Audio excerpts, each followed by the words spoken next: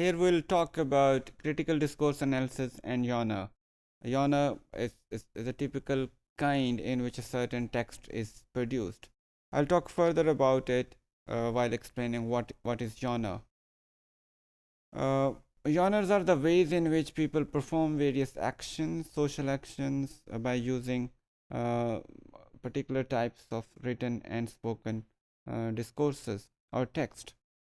We use language in particular ways according to the content and purpose. The content we have at hand and or we want to deliver, and the purpose we want to perform by delivering that or writing that content.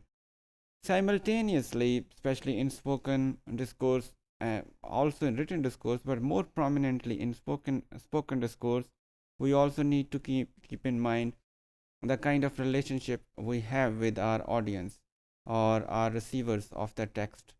So all these factors make a genre.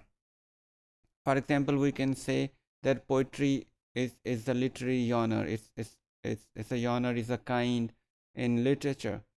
Poetry has its own content and its purpose. It has usually a rhythmic content, and it carries an emotional purpose. It stimulates our emotions. It motivates us for certain purposes. In contrast, or comparatively, you can say prose has a different content. It's plain, written in natural form of sentences, and it has more logical appeal as compared to poetry's emotional appeal. So we can say different genres may have different content and different purposes, and therefore they have a different connection with the audience also, because poetry is used for different kind of connections, and prose is used may be used for different kinds of connections.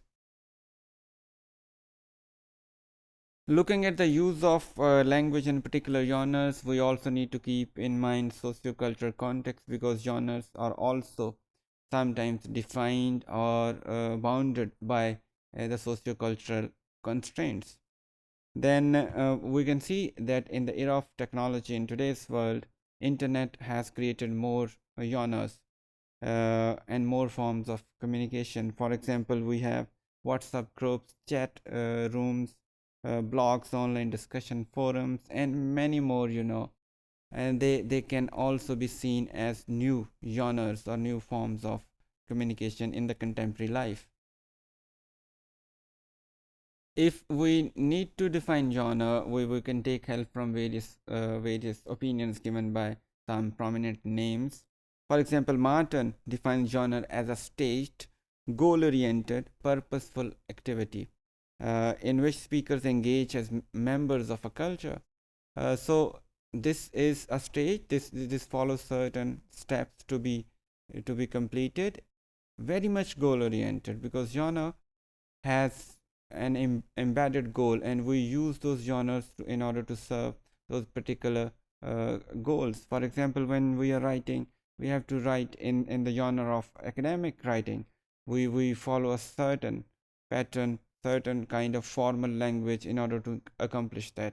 We hardly rely on, or we do not rely on informal language when we have to write in the genre of academic writing. We participate in genres with other people. We are more goal oriented because we use genre to get things done, and they are staged because there are certain steps to be followed in order to reach our goals. So it's not a straightforward activity.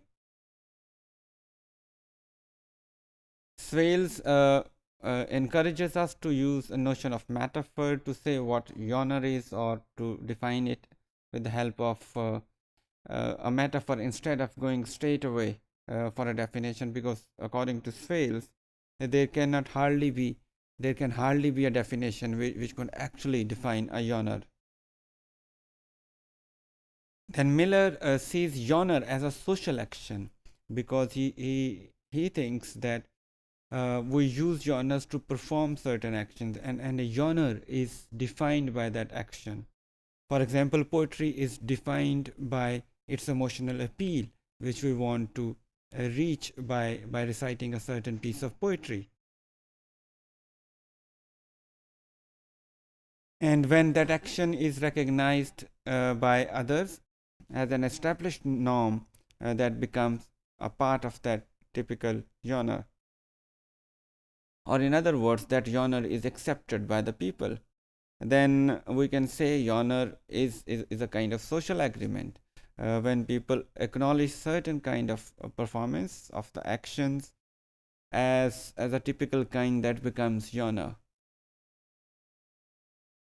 Miller also discussed the function of typification. Typification focuses on the types a genre may have. For example, there are typical forms of a genre, and there are typical ways to perform that genre or to work within that genre. And then there could be a typical content that can be related to a particular genre, and simultaneously there could be typical actions that may be performed that by a genre. So genre may also be understood from the angle of this process of typification.